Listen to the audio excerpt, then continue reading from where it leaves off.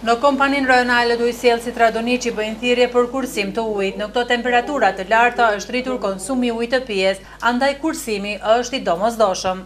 Kemi pas disa probleme ditëve të kaluara rreth furnizimit për shkak të një pengese, domethënë një farë defekti që ka ndodhur.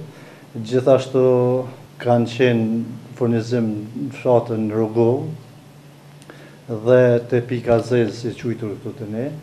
Mirë po jenë ndërmarrë gjitha veprimet brenda afatit sa më të shkurt kohor që të eliminohen ato dhe të kthehet furnizimi në 24 orë. Në kratet e sipërme të banesave, mungesa e ujit është evidente, kjo për arsye se ka pasur keqpërdorime të shumta të ujit. Varësisht për keqpërdorime do trajtohen edhe në brenda rregullores së zdrukut, zyrës rregullative për ujin e Petrina, po ashtu edhe kompanisë që të ndërmerren tarifat e paraparë shpenzimit dhe të rregullohet borxhi në konform kësaj.